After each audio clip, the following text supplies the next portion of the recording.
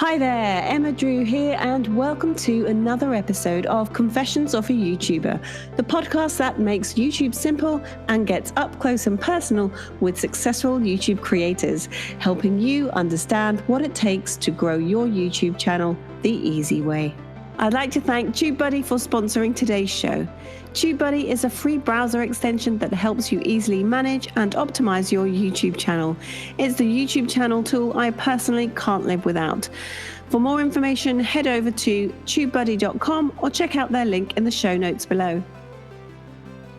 If you're a fan or are curious about mindfulness and meditation, then you're going to love today's guest. His name is Aaron Abke, and he is an incredibly talented teacher and speaker on the subject of the law of attraction, quantum physics, and the meaning of life.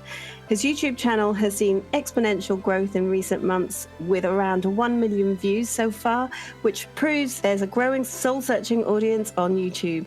So if you're looking to expand your consciousness and manifest what you want, then let's dive straight in. Welcome, Aaron. Thanks for joining me today. Hey, Emma, thanks for having me. I'm glad to chat with you today.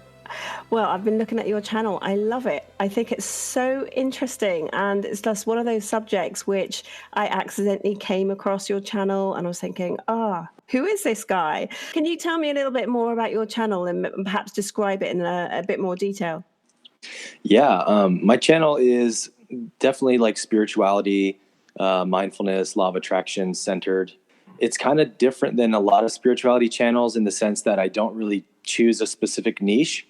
A lot of channels will choose just law of attraction or just meditation. Mm-hmm. And I'm so passionate about so many subjects that I can't really just keep myself to one, So I'll do videos on astral projection. I have guided meditations, mind science, the law of one, empowerment, law of attraction. And so I have different series going, and that way it allows me the freedom to sort of make a video about whatever is resonating with me the most in that week and then apply it to that different playlist. And actually, one of the things that I was fascinated with was your mind science series. So I remember watching that because it really does go sort of one step beyond manifesting and the law of attraction, doesn't it? And, sometimes people need to make sense of that. And I think you gave a really good explanation in that series. So that's really a really good one to check out. But how did you get started in the whole thing? I mean, how did it all begin and how do you know all this stuff? That is a great question. Let's see. So I grew up as a pastor's kid. In the Christian church. My dad was the pastor of the largest evangelical church in the Bay Area back in the 90s. And so I always wanted to be a pastor and was very sincere, very devout in my faith. And long story short, when I was about 23, I kind of went through a crisis of faith. I took my first church job and as a worship pastor, and I just was like confronted with so much fundamentalism and things that didn't resonate with me spiritually. And so I was sort of forced to question a lot of the main tenets of my faith. And, do people really go to hell if they don't confess Jesus as Lord and Savior? Did God really handwrite the Bible? Things like that. And so once I dropped a lot of those beliefs, I was kind of in this space of openness where, hey, anything is possible. Like, what do I believe now? Like, I don't even know what I believe. So let's explore.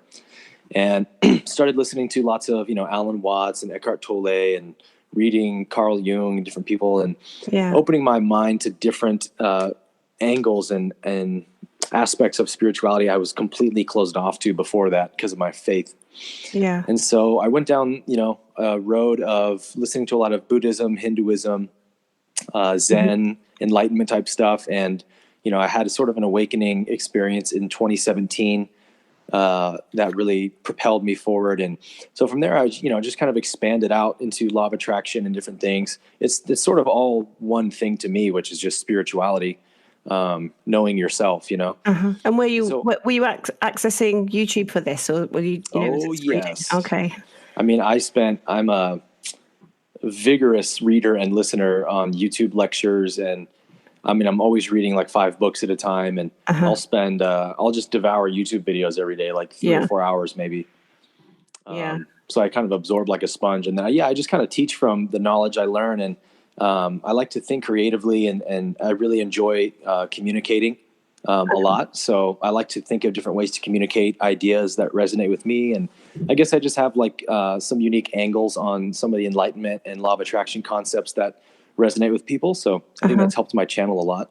Yeah, I think, you're very articulate and you're really able to communicate some of the theories, some of the, the teachings that I've seen and read as well. Very similar sort of people. And I think you're able to simplify that. And also, I think another dimension you do bring in Christ consciousness as well. And I mean, do you have to be a Christian to enjoy the channel or to understand it? Because you reference the Bible quite a lot, don't you? Yeah, no, not at all. I think that the true spirituality is a holistic one that is able to incorporate any tradition, So I talk a lot about Zen and Hinduism and Vaida, and also a lot of my background, which is Christianity. In my opinion, Jesus was probably the greatest spiritual teacher ever. So there's so much wisdom that he teaches, which really the Christian church has no clue about or doesn't understand. Because they have one framework that they're limited to. And so it wasn't until I left Christianity that Jesus really opened up for me. And even the Bible itself, like the wisdom in the Bible is pretty amazing too. Yeah. And there's a lot of exact same truths that the Buddha points to, the Upanishads and the Bhagavad Gita. It's all in there, You said that your father was a pastor, is that right? Yeah. So did you learn your ability to communicate through what you saw, or did you actually go through formal training? No, I didn't go through any formal training, although I would like to. Actually, I would still like to get a coach probably for public speaking and stuff, because I think that's always good. But I just have been really passionate about it and passionate about sharing ideas with people and communicating stuff in a way that, kind of like you said a minute ago, I really like to simplify things as much as possible. Yeah. A lot of people they sort of think, at least when they start out, that I need to sound as articulate or intelligent or cerebral as I can. And so they sort of like overstep their bounds trying to use big words and sound impressive. And I always took the opposite approach, which is that, like, if you really know something, then you should be able to explain it to like a child, Yeah, so true. But actually, I was going to ask about your community, because I've noticed that your channel is growing really fast. You're getting, you've already got almost 1 million views on your channel, and you haven't really been going that long, have you? Yeah, no, it'll be a year in a couple of weeks. Where was the tipping point? Did you have a particular video that seemed to push you into sort of suggested videos? Yeah, I did actually. So it took me about 9 months, 10 months to gain 1,000 subscribers. Wow. I was just pouring my life into these videos. I was going out filming vlogs with my drone in the mountains and all kinds of stuff. And then I'd, spend a week editing the video and make it as cinematic as possible and upload it. And it gets like 20 views. I'm like, oh, my heart. I've been there. You probably know how that feels. But I just kind of believed, like, if you build it, they will come, Yeah. And so I decided to dedicate myself to the highest quality videos I could possibly put out. Yeah. I also made videos growing up as a kid a lot. I was really, it was like a hobby of mine. So I've always enjoyed making videos, even though they're a lot of work. But some people on YouTube take the approach of like, a video a day, like just at least one video a day or 5 videos a week. And so they're always churning out videos to help the algorithm get their channel noticed. And so I just chose the opposite route just because I like quality a lot. So I said, I'll make, 1 video, maybe 2 a week at most, with as much quality as I can possibly put out there. And people will eventually appreciate the quality, and it'll make them more likely to subscribe, And so it took me 9 months to gain 1,000 subscribers. And literally right as I gained 1,000 subscribers, one of my videos called How to Talk to the Universe, I just, is actually kind of interesting, because 2 months prior to this happening, I spent some time in meditation during that week, maybe 3 or 4 sessions, visualizing what it would be like to wake up one morning and have one of my videos have gone viral overnight. So I imagine waking up and seeing the number 10K on the computer, 10K views. Like I haven't had 500 views yet. So that was pretty ambitious of you to visualize that. But I was like, this is law of attraction. So I'm just going to do this. So I practice what you preach. Practice what I preach. And I spent like 3 or 4 sessions that week, and I would really get into the feeling. What would it feel like to have that experience happen? And then I just kind of let it go and didn't think about it anymore. And 2 months later, literally the exact thing I visualized happened, where I woke up and that video had gained like 5,000 views overnight. Wow. I was like, whoa, what is this? It's hilarious. If you looked at the analytics on my YouTube app, it was like this completely flat line and then this massive spike straight up. Whoa. I mean, it just happened out of nowhere. So something happened with the algorithm that favored that video. Yeah, messing with the frequency. Yeah, I guess it was the law of attraction. Yeah, that's amazing. That really is. So they went from 5K to 10K to 20K to 50K, and now that video is at like 170K. But what happened was another video of mine, which is the first astral projection video I made, when the How to Talk to the Universe was about at 20K. All of a sudden, that video, I woke up and it had gained like 10K views overnight, and I was like, "Whoa, this video is blowing up too now." Wow. And within like a week, it had overtaken the other one. Okay. And so the astral projection video now has about 300,000 views. Wow. So it really does work. It really works. Well, it's so good that you can actually prove it with your own actions. Yeah. I mean, if you can't, experience it in real life, then why do you believe it? Well, that's true. And it's actually really good for you and for anyone to be sort of testing themselves the whole time, because that's exactly what you're teaching. You're trying to help people manifest what they want, or to understand, why they might be in a particular situation, or how to deal with a certain situation, that kind of thing. So have you found, because your channel's growing so rapidly, how have you found the whole kind of interaction with your new community, really? Because I think that's where you're at the moment, and it's really building quite fast, isn't it? Yeah, that's a really great question. That's, for me, been the most interesting part of this whole journey is interacting with the community as it's grown. Like, you suddenly become this super high demand person, You're famous. Yeah, like it's almost like you're famous, and it's bizarre because, first of all, for me, like, I get people writing the most incredibly sincere and nice compliments about my videos that blow me away. And like, it's been kind of an interesting spiritual catalyst for me, because people will say things that they'll compliment me in some way that like my ego doesn't compute with it. I'm like, no, I'm not that great. Like, these people are just being nice. It's not true. And so I've seen this aspect of myself that for some reason can't accept praise from people. Okay, that's interesting. Yeah, and I think it's part of me being a perfectionist, and I'm like an Aries, my zodiac sign, so I'm like super high drive and desire to go and produce and passion and stuff. So I hold myself to the highest standard, and I don't really ever want to feel like I'm settling, I guess. So when people are complimenting me, my ego's like, don't let that make you complacent. Like, don't believe that for a second. You got to keep grinding, man. Yeah. But, at the same time, this is a new experience for you in some ways. So I suppose it'll take time to adjust to, what the norm is, how you react with your fans and then your super fans, and you're going to get them, But it's part of the interesting YouTube journey that you're on now. Yeah. And everything takes time. It takes time.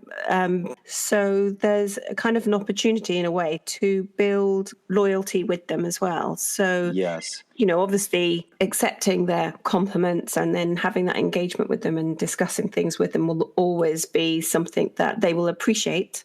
Yes. Because no one likes to compliment someone and then they sort of say, oh, I don't believe you. Thanks, but no thanks. Yeah, it doesn't make anyone feel good. So, you don't want people to stop complimenting you either. So, and also, it's very genuine. I think it is, isn't it? It has to really be coming from, their heart. So they wouldn't bother writing it, No, they wouldn't. No. That's been the difficult part for me, has been keeping up with the like tsunami of messages and comments and stuff. Because, I mean, you know how it is when somebody says something incredibly kind, you feel this obligation to respond and let them be seen and all that. So when I first was blowing up and gaining, between 1K to 5K, 5K to 10K, I was liking and responding to every single comment that anyone left on my channel. Like, I'm going to be the person who engages with my audience, and everyone really appreciated that. Oh man, I really appreciate how you always respond to your viewers and stuff. But pretty soon it was out of control. I couldn't keep up. So what do you do then now? So I had to meter it down in some way, because what really got overwhelming is, and this is probably unique to my niche, I guess. I'm sure it happens to other niches in other ways, but for me, I'm like, self-help, spirituality. Yeah. So the amount of messages I get from people who are like, I'm about to commit suicide. Oh. Tell me something I need to know to not do this. Like, I hate the world, and all these really intense messages that demand your attention, right? Yeah, and a huge responsibility for you to have to deal with, really. Huge. I mean, it feels huge, whether or not it is. And, I'm depressed, or I just got cheated on. My wife just left me. And so I'm constantly getting these kinds of messages because I put myself out there as someone who can help, right? And so I just started spending hours a day responding to people. And, I have so much compassion for people who are in those positions of suffering that my heart can't allow me to not respond. And it got to be so stressful for me to see all these messages that started slipping through the cracks. Like, I just don't have the time to respond to everyone. So it's been a lesson for me. And like, look, you're one person, you can't save the world. You're doing the best you can already. Like, if you hadn't put these videos out in the first place, nobody would message you. That's right. Yeah. So it's not like you're obligated or responsible to respond to everyone, which is tough. You got to accept that. Yeah. So how are you going to deal with this? So what I've been doing, first of all, with the comments is just liking as many as I can. I use the YouTube Studio app, which lets you go to like recent comments, and it'll just put every comment on your channel regardless of the video. Yeah, that is such a brilliant app. A lot of people don't use that. So if anyone... Yeah, I know, because it's like, it's so easy to actually reply to comments on the go. It can be anywhere, because otherwise it's real blind, like trying to, do it on your laptop or whatever. You can literally do it anywhere. Even on the YouTube app that you actually like watch videos on, you got to like go to each video and click the comment filter to newest and all that. But on the Studio app, you just go to the bottom and you click see comments, and it just lists them all. You can just go like. Totally. It's so easy. But obviously with the influx of messages you're getting, even that's a bit too much for you now. Totally. So tell me what kind of opportunities you think YouTube has given you. Well, I think that with social media these days, the day and age we live is the era of social media. You can't really have a platform unless it's on social media, right? Yeah. And so building a platform on any social media is really, really good for you. But I think YouTube is maybe one of the best, if not the best. And so the opportunities that it's afforded me, or I guess what I hope and believe it will afford me, is even just opportunities like this to talk with other people, other creators, and be able to spread your message out there further, get your name out there further is great. But even speaking engagement opportunities, that's really important for me. I really want to not just be a YouTube creator who makes videos, but I want to actually like hold workshops and teach in public and all that. And YouTube definitely helps building an audience for that. And then the other big thing is obviously selling your content. If you're an author or you make meditations or hypnosis or whatever your thing is, you now have this giant audience that you can sell your products to. It's a personalized audience, right? Like, absolutely, yeah. Every person who's subscribed to you has made the decision, I like this person, I want to see more of their content. Yeah. I mean, that's huge. That's a huge opportunity. Absolutely. Yeah. But actually, the other thing is, though, because when people subscribe, you don't get their email address. You know that they're subscribed to you. So in some ways, as a YouTube creator, you need to actually instill maybe another opportunity for your audience to sign up to your own email list. Because then you have a lot more control over that. So whatever the algorithm is doing at any one time won't affect you and your relationship with your audience who have signed up. So, that's kind of another opportunity, but at least YouTube allows you to put that in place. So you can put that on your banner or in your description. So people can just go to your website, sign up there. So there are ways in which you can build up a really loyal fan base and never lose them, and never be at the mercy of whatever's going on social media. What do you enjoy most about being a YouTube creator? Are you doing this full time, by the way? No, I wish. I'm still working full time. I think what I've heard from, so I work at Google and I work as a personal trainer at Google. Right. Okay. So do you have like a lot of inside knowledge then? I definitely get some advantages, that I think other people don't get to have, or in terms of like tips and insider knowledge, right? I get some really great tips from one of my clients who works in the YouTube office, and there's actually like a YouTube creator studio at the office in San Bruno that I've never been there, but you can go to if you're a creator, and like they actually have like rooms where you can film in. You can set up a one-on-one with like a content creator manager who will give you tips and feedback on your channel. So that's a cool resource. What I really enjoy is being able to just do what I'm the most passionate about.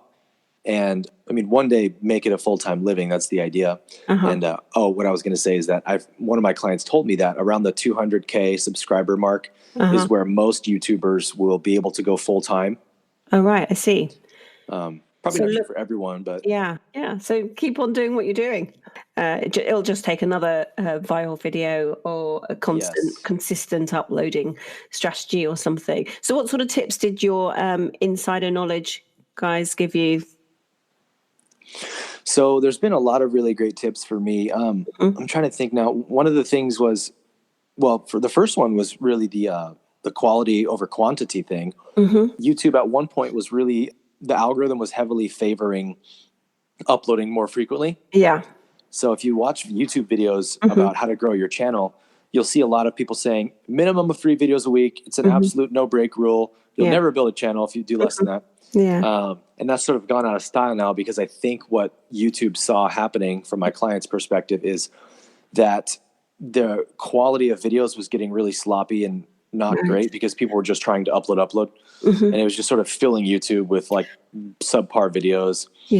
So they changed the algorithm to not favor that as much, even though it still does in a lot of ways. But quality is always what's going to catch people's eye, right? And if you can look professional to people, then they trust you more. They trust what you have to say more, and they're going to be more likely to subscribe to your channel. Oh, absolutely. Yeah. So I stuck to that pretty hard. And I think also that was like the old theory of quantity over quality. That's where people started to forget actually that doing that many videos was just creating creator burnout. And then that became a thing, and it's a real thing. And it didn't benefit anybody. So it's good to know that hopefully the quality is now having a little bit more of a, spotlight. But at the same time, what they're really after is watch time. So yes, that's the other big one. Yeah. So if people are actually watching your video right through to the end, or as the majority of your video, that really helps you get up in the suggested videos. So it's a combination. The most important thing. Yeah. But ultimately, you want to give your audience or your niche quality. And I can see that from some of your videos. And it's really lovely. And I think going back, you mentioned that you use drones. Is that right? Do you do filming? I haven't used my drone in a long time, but I was filming a law of attraction series that I was like, I'm so passionate about filmmaking and about law of attraction. Why don't I just combine them? Yeah. So I went out to these. I live in the Bay Area, California. There's a million beautiful, gorgeous, scenic places out here you can go to. So I just chose a different location every week and went out into nature and filmed these videos and did drone shots and epic cinematic intros, and it was a blast. Yeah. Well, actually, they're really impressive. Yeah, it looks like it's so much work, but at least you can go back to that. Yeah. No, I think they do, and I think it is appreciated. And actually, I think it's really interesting because I always get asked the question, like with some of my animations, a lot of people will say, "What do you do those yourself? Do you draw everything?" I was like, "Yeah," and I have no idea how much goes into it. No, all creators that I speak to, the majority of them, until they sort of, get to sort of the high levels, then they can afford to get a team in. But generally speaking, they do it all themselves. So So were you filming that yourself and putting it all together? A lot of the videos where I'm outdoors, I have a friend filming for me with my gimbal and all that stuff, which was fun. But, all the editing, all of the shot ideas, obviously the content, all of it is, me. And so, I mean, the process it takes for me to edit these videos, it's like, so I have to go out and shoot it. Well, first I have to write the content, which takes a whole week or so. Yeah. And then I'll go out, choose a location, go film. That takes 1 to 2 days of filming. And then I go through and start to put the clips in order and edit the clips as I want them. And then I go back and do another layer of editing for color grading. And then I do a third layer of editing for titles and words and all that stuff. And then a fourth layer to clean up all the little imperfections and make it tidy. And then I have to render it and then upload it. So it's like a 1 to 2 week process for one of those videos. Yeah, it's interesting as well because I remember seeing one of I think it was a drone film footage or something at one of the beginning of your videos. And there's some really great music, so I'll get onto that in a minute. But the film was so good. And then I was thinking, oh, that must just be library footage or something. So I couldn't even, you just explained that you went to all that trouble to do it, but you don't even know. I bet most people think that. Well, I mean, in some ways that's really good, but then the other actually, a lot of the drone shots I'm in, so they probably figure it out at that point. Yeah, probably. So we're going back to the music. You've got an intro song. Is that your own, something you've bought or licensed? That is a song from a really awesome website called Epidemic Sound. I'm sure you've heard of it. It's a YouTube creator site where they have all kinds of royalty-free music you can use. I think I pay $15 a month for it.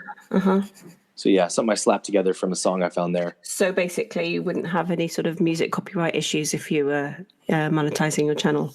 Exactly. All right. Okay. Yeah. Because that is an issue for a lot of creators who start and they do use bits of music which they can't use eventually when they grow and they can start to monetize their channel, and then they get into trouble because they're like, I can't use that music. It's been, copyright claimed or something. So that causes quite a bit of a problem. I have used quite a bit of songs that are copyrighted, and I knew that they were, and I wasn't ever going to be able to monetize it. But I'm not totally sure how it works because the songs that I've chosen, it says the content creator is allowing this music to be used on your video, but they will receive the monetizing money, not you. That's right. So I think I'm good, right? Yeah, they won't take it down. Yeah, there'll be some companies that will say, no, take it down. But they all know they're really benefiting from the extra marketing. So, and also from the money. So they're lucky. I think it's a win-win for them. It totally is for them. But the issue I have with that is where I've had copyright claims against some of my music, which, we've recorded and it's our videos, but it is somebody else's song, for example. It's a kid's song, right? So they've wanted to monetize it, and the money goes to them. It's a bit annoying because basically I'd gone to all that work to create the video, and people are only watching the video because the quality of the video is really good and it's really popular. And if it wasn't for my video, so I'm doing them a huge favor. Yes, I feel the exact same way. It's you're basically advertising for them. So the idea that they should get all of the money you earn is kind of bizarre to me. It's like nothing else works like that in the business world, That's right. And they say, well, we'll let you have the video and keep the video up there, but we will monetize it and the money will go to the company who owned the song, which is fair enough, right? But at the same time, I kind of think, well, I'm going to take the video down. Yeah. That's how I feel about it. I think it'd be totally fair to get a percentage of that because, again, you're exposing their music to a bunch of people who would never hear it. So, you're doing them a huge favor. So why not get a percentage? But there is a way, and I think it's before you upload, there is a way of monetizing the video element of your video and not the music. Oh, no way. Yeah, there is. I have done that with another video on another kid's channel where I use the Harry Potter music, but I made the film, and that's always worked. So I just monetize the video element. So there is that, but before you upload. So that's something to look into for anyone who's doing that. But going back to the content of your channel, what actually motivates you to keep going? Because you're working full time, are you? Mm-hmm. And so, and you clearly are really passionate about what you're doing, and also you're growing phenomenally. So you've got a really dedicated audience there. What motivates you to keep going and uploading so many videos? Another great question. For sure, a lot of it's just blind passion, to be honest. I just really, really love teaching and making videos about stuff that's resonating with me. You can only share from your own journey, So when I'm going through a phase of my spiritual journey, it's really exciting for me to be able to share a specific truth that has recently clicked for me, that has made a huge difference for me in some area, and to be able to package that into a video and into an understandable way that anybody can relate to is like a really good feeling, knowing how many people I'm going to help by doing that. So just a lot of that is just the passion itself. But I think also a lot of it is the vision of the future. Yeah. And especially having my channel having blown up this year in the last couple of months, it's allowed me to see that there's a lot of potential here for really building a huge platform and gaining an audience that can allow me to do bigger and better things.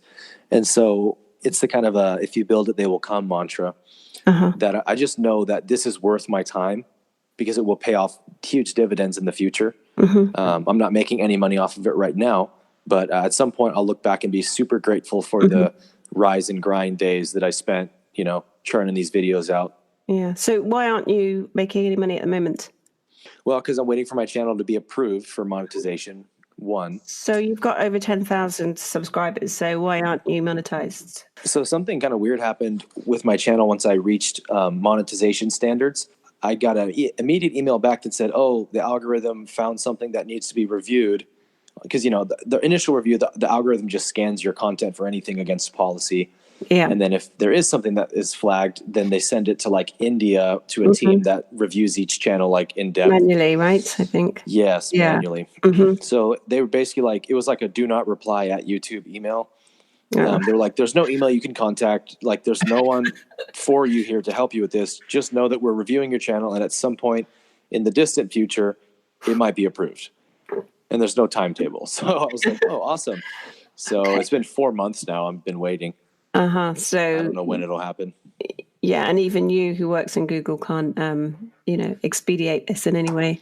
Yeah, I've tried. I've contacted one of the managers of the YouTube creator team, and she connected me with the whole team, and I sent them my issue, and they were like, "Oh, yep, your channel's being reviewed, so nothing we can do about it." Wow. Okay. So a lot of the time, this is actually one of the sort of tests as a YouTuber, and this is all part of the YouTube journey where you go through these like frustrating moments of not being able to speak to anyone. I think for the first 5 years of my YouTube journey, I didn't even speak to a person. I don't think I even had an email from anybody for the first 3 or 4 years. Wow. One email to say, "Oh, we'd like to invite you to be a partner." It's a really weird position to be in, to know that they're there, but yet they're not there. Yeah. And what's been funny is that I've seen multiple channels that have in the last 4 months have gained like 2,000 subscribers and have started monetizing their channel and putting ads on their videos. Yeah. And making money. And like within the time that I've already been able to monetize, other channels are already doing it, And so I'm at almost 22,000 subscribers now. Yeah. Which is like so far beyond where most people start monetizing. Yeah, I know. But it'll happen eventually. Yeah, well, maybe you need to do a little bit more meditation or, a little bit. I guess so. I've actually done that too. Well, no, you're going to have to see, maybe this is one of the tests that you have to go through, which is actually you have to actually use this as a case study.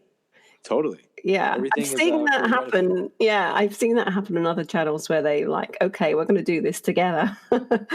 Perhaps that's something you can think about doing. But I think on the monetization side, like we were talking earlier, there are other ways to monetize your channel, which is not just ad revenue, because honestly, there's only so much you can make with the ad revenue. And the most value you have on your channel is your audience and delivering to your audience.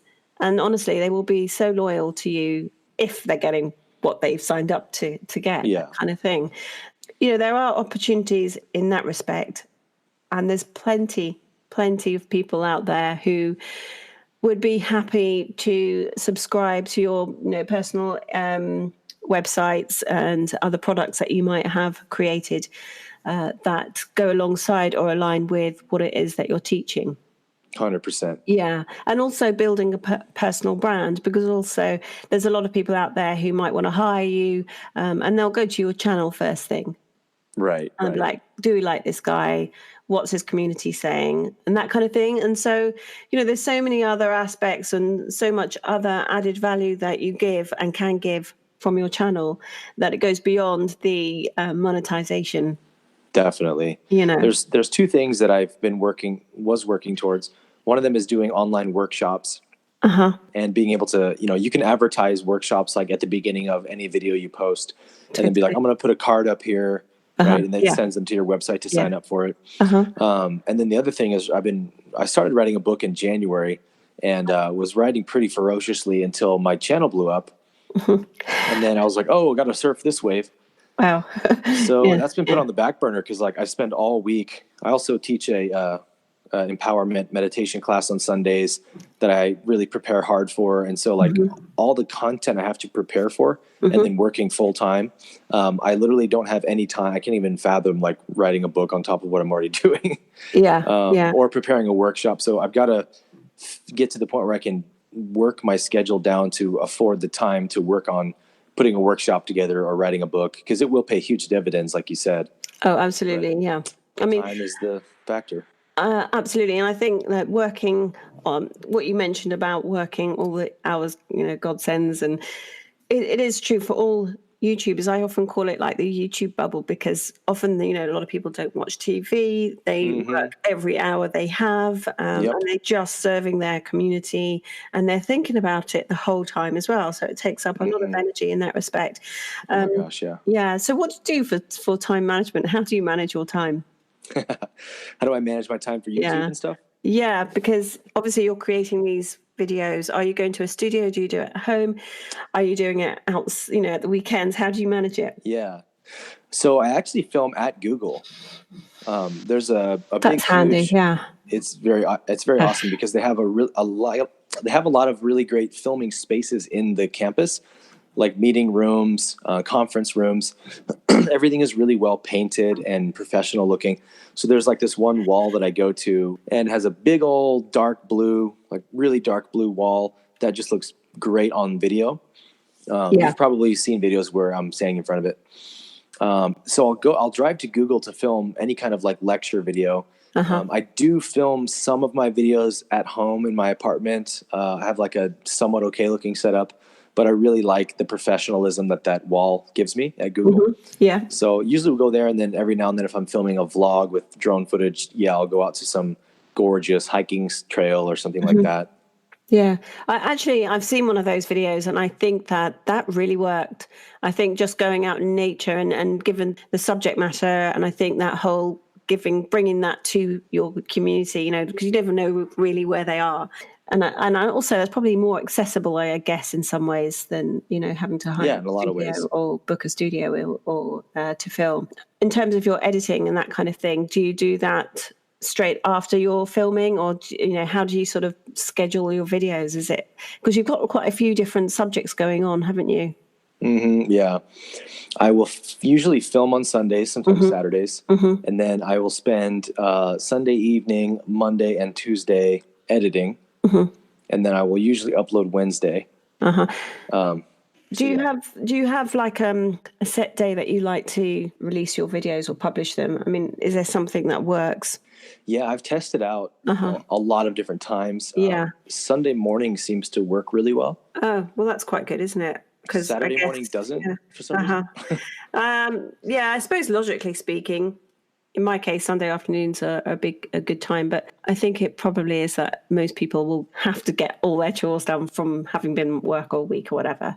And so I guess also the subject matter in your niche is a time where people can reflect, where people can really get into that. And maybe people aren't going to church so much on Sundays. So maybe it's an alternative to that. They're watching my channel instead.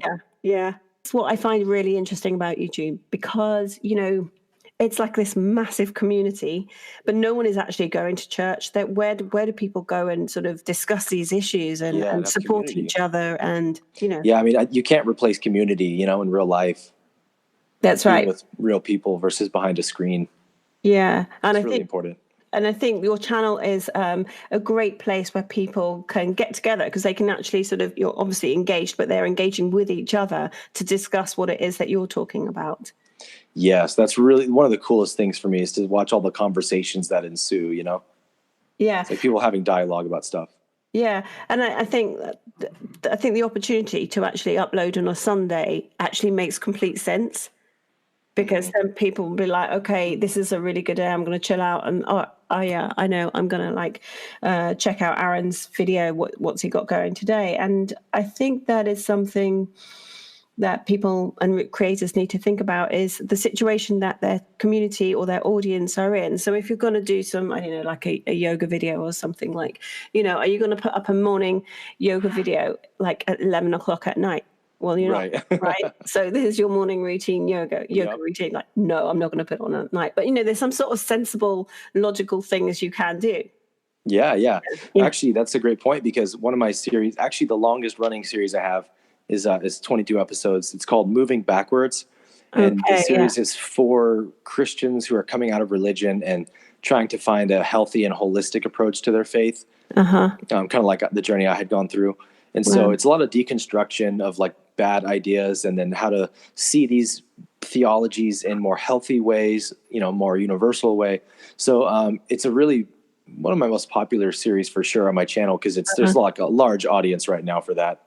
People that are disenfranchised from their religion.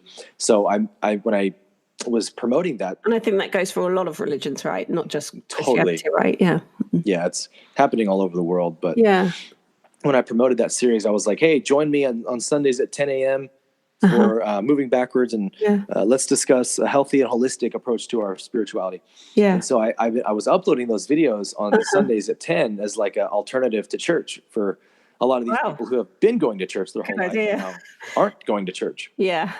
And people loved it. They're like, this is my Sunday morning church. I love it. Really? Oh, that's a really good idea, because, that's it. Getting them used to knowing when you're going to upload is the key as well, isn't it? Yes, absolutely.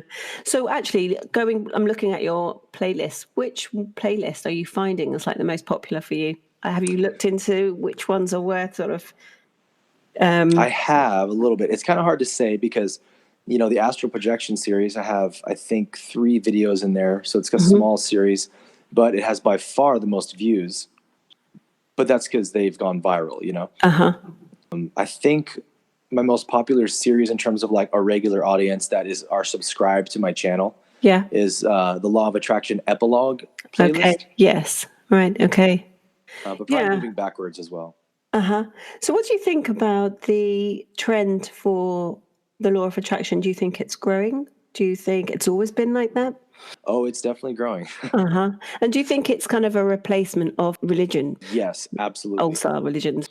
Yeah, it's definitely like the new age religion right now, the law of attraction. It's very, very popular, and there's tons of teachers on YouTube teaching law of attraction now. A lot of good, a lot of bad. There's good and bad information out there. But it definitely replaces that sense of religion that like my parents' generation had, where it's like they all went to church and stuff. But my generation and the generation after me are very much like, disinterested in formalized religion. And they want a spirituality they can see, taste, and touch, and law of attraction kind of gives them that, because it's like, hey, you create your reality. Here's how you manifest something. Like, try it, do it, test it out. And especially when people can do it successfully, they go, oh, this is for real. I'm hooked. I mean, there are a lot of channels that are about the law of attraction and manifesting things. But the fact that you actually talk about religion, old style, new style, whatever, adds another dimension, and it adds a lot of substance to the law of attraction. It doesn't feel like it's all about greed and about what I can get, for me. And it doesn't feel selfish, because there's a little bit of that with the law of attraction. So, okay, what I want to help myself to. I think it helps to understand some of the logic and some of the wise words that come from the Bible, thousands of years ago. And I think that something like the law of attraction is a really good way to allow people into and access Jesus, Hinduism, Buddhism, whatever, Absolutely. Islam. It's all there. So a lot of it does make sense. But unfortunately, if it's not told in the right way, it can just confuse people. It can really confuse people. And I made a video recently about that. It's called Toxic Law of Attraction Teachings. Okay. Because, a lot of what comes out of the law of attraction is this like over attachment to positive outcomes and real resistance towards negative outcomes. Because people will say stuff like, well, if something bad happens to you in your life, that's because you're out of alignment. So like, get in alignment, man. It's your fault. You're creating your reality. And that's just not how the universe quite works. Like, you can be in, quote unquote, in alignment and be doing everything right and still have difficult or undesired things happen in your life. And that's because a big part of the law of attraction is as a catalyst for the evolution of consciousness. We are here to learn. We are here to grow and evolve. And you only can do that through the contrast and the friction of life that life brings you. And so like, if you are trying to become, an easy example I use is, if you're asking the universe to make you confident, then if you're a super insecure person, the universe isn't just going to like sprinkle confidence dust on you, right? It's going to actually bring you circumstances in life that challenge you to step up to the plate and become confident, right? And every time that you rise to the occasion, instead of resisting it, then you integrate more confidence into your frequency. But if you think that something that's happening that's reinforcing insecurity, if you see that as a quote unquote negative thing rather than an opportunity, then you continue to resist what you are attracting. So you are literally like a vibrational match to things that validate insecurity until you decide to just rise to the occasion and choose to see confidence instead. And the universe is always giving you that opportunity. And so literally being in alignment means to be able to see that there are no negative circumstances. There's just opportunities. And this is where awareness comes in, right? Because it's only when you're aware of that happening that you can make a change and evolve. Yep, absolutely. What's really important to me is just to be authentic as possible. I think that authenticity is sort of the new enlightenment, or enlightenment 2.0. And a big part of who I am is I grew up as a Christian, and Jesus was the most influential figure in my life, and I've always been inspired by him. So I, like you were saying, I infuse a lot of his teachings and other religions too that inspire me into law of attraction teachings and stuff, because a lot of people are so anti-religion that they kind of throw the baby out with the bathwater. And I think that showing people that these ancient masters and wisdom teachers were totally teaching this stuff thousands of years ago. Like we're not like the new hip thing on the block or something. That's right.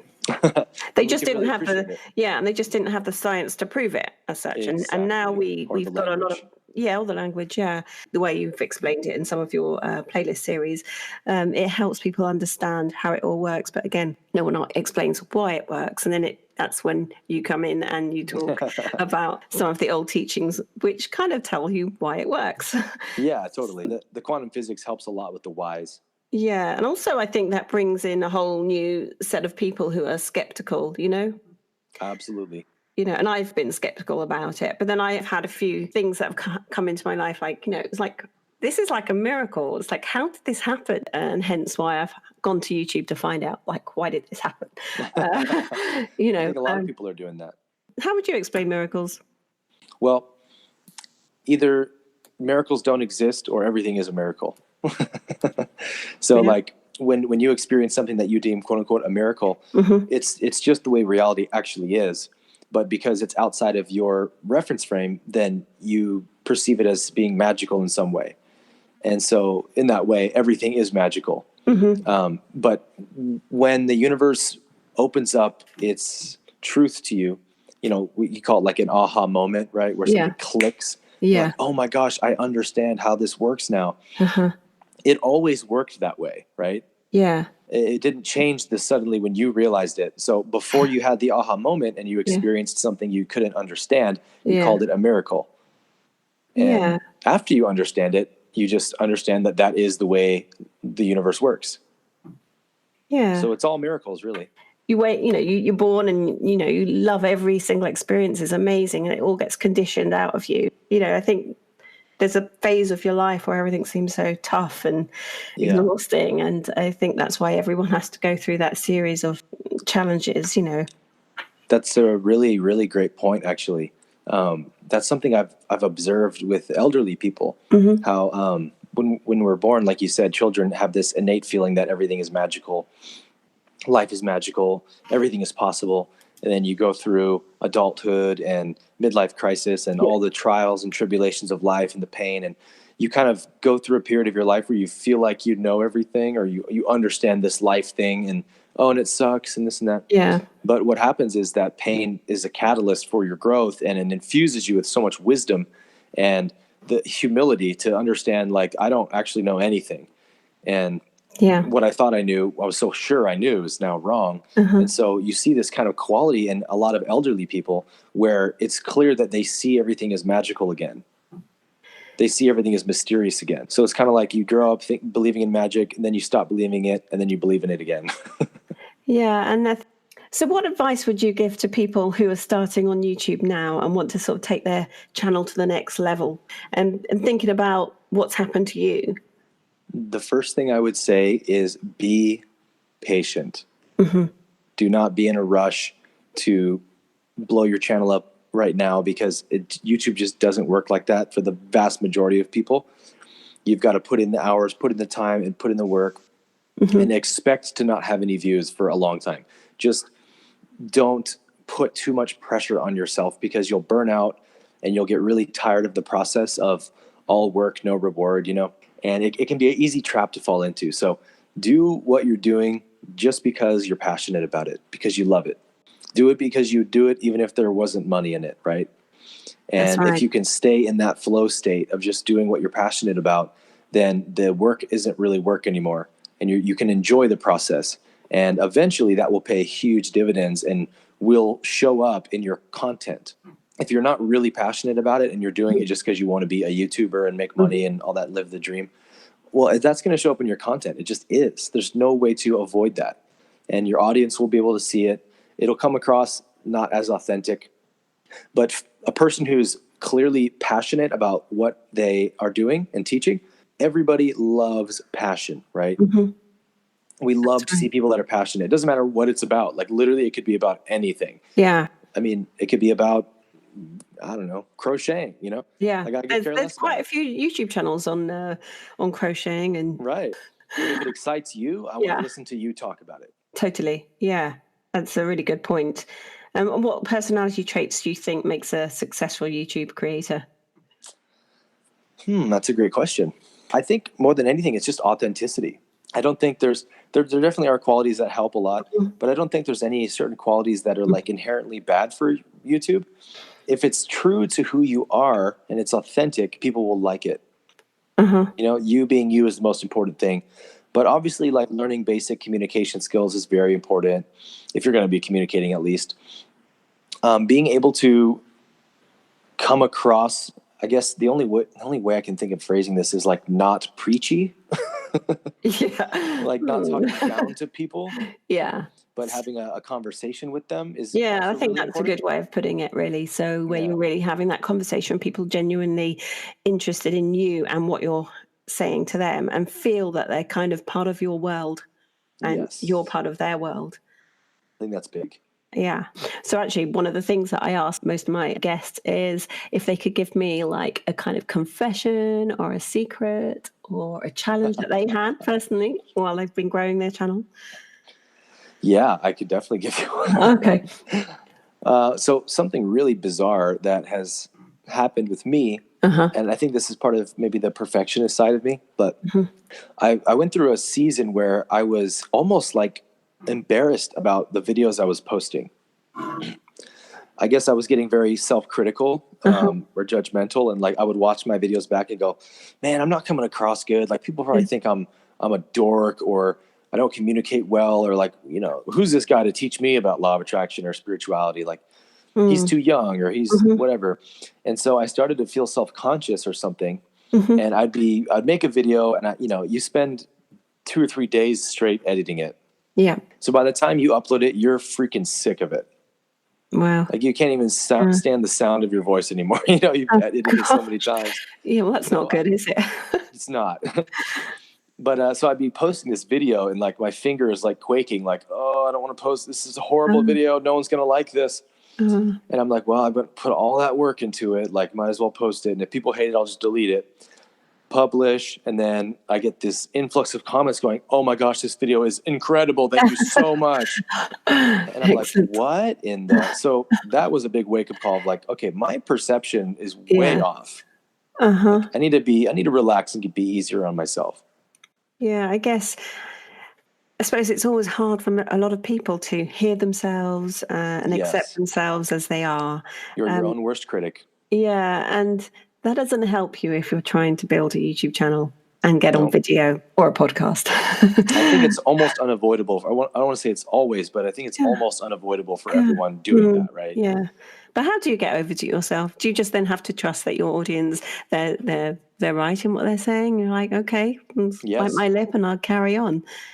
You have to look at the feedback you're getting and as if that is what the universe is telling you. Yeah, good point. People aren't going to lie to you, right? Like they don't even know you, so they don't have any like investment in telling you lies about that you're great when you actually suck. So people are going to tell you exactly what they think. And most people have the wisdom to be able to like differentiate between some insecure hater and a person who actually is giving like they like you, they want to help you, but here's some critical feedback. The energy behind the comment is very obvious. So obviously if people are just like being haters, you're always going to have haters no matter who you are, what you're doing. You're going to have people that don't like you and what you're doing. So you have to accept that. But, take in the feedback you're getting, positive or negative, because that is how the universe is giving you feedback, right? Because people are the universe. And you have to value that above what you think, because like it or not, your perception of yourself is the most skewed one on earth. Yeah, that's a good point. You have to sort of get over yourself a bit, don't you? Yep, we all have egos. We have to tame them. We do. So how do you actually deal with some of the, I'm not sure whether you get any actually, but any hate comments or anything that doesn't like resonate with you very well? I've used it as a really helpful spiritual catalyst for not caring what people think in a way. Taking in people's input and all that good stuff, but not letting that determine my value or how I see myself. Yeah. Because it's really easy to do that. You could get 10 comments that are amazing and wonderfully complimentary. Yeah. And you get one comment that's negative and you freaking think about that comment for weeks. Well, this is actually something that comes up a lot with a lot of creators that I speak to. Yep. And it's just something that they think about it. They think about that one awful comment. Why do we do it? We do it because we have a mechanism in our brain that is designed through evolution to do that.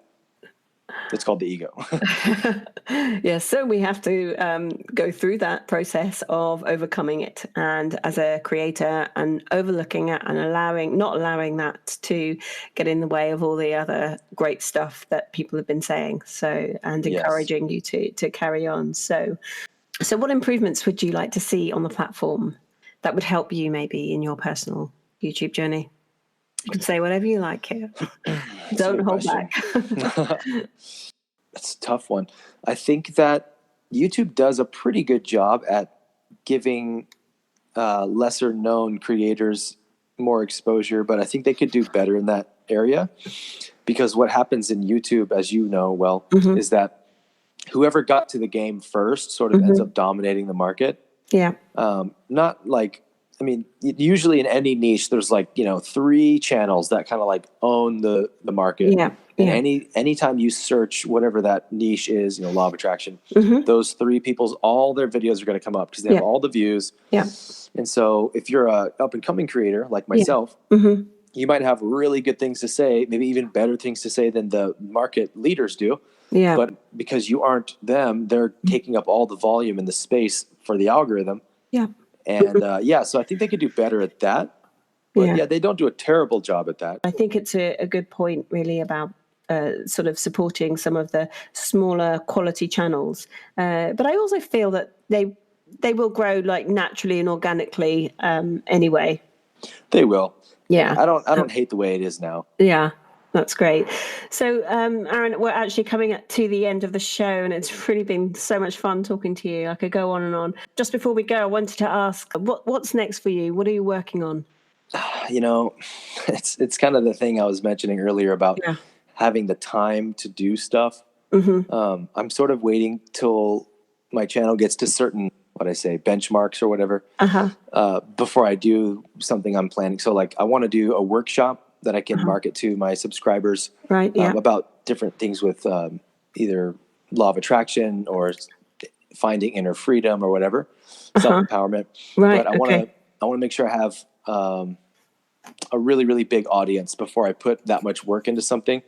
Yeah. Because it's going to have to take time away from my content or writing a book or whatever the other things are. So it's all about allotting the time, Yeah. But definitely the book and definitely workshops I'm going to start doing. And my goal really is to start traveling and speaking and doing workshops around the world at some point. So just building my platform is kind of the most important thing to me at this point. Well, that sounds really exciting. Actually, I think, did you mention earlier that you have a Patreon account or a Patreon page?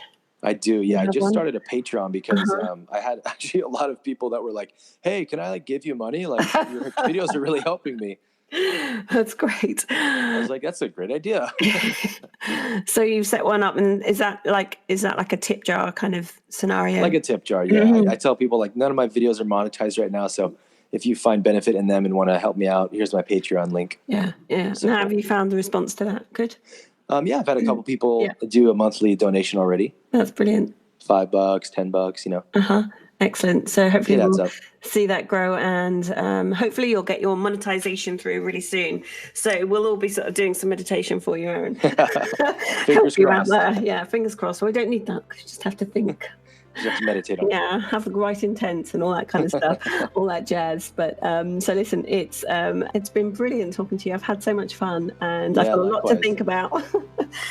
So thanks again for joining me and sharing all that lovely spiritual wisdom. And I hope that we can get together soon when you get that silver play button.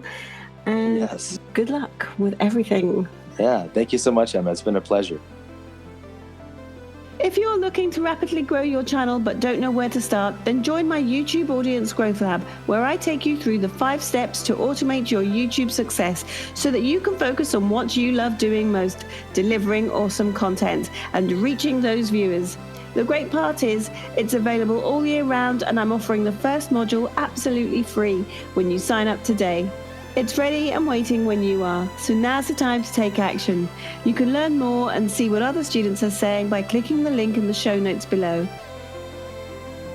I hope you enjoyed today's show as much as I did. Thanks for joining me, and I'll see you next time.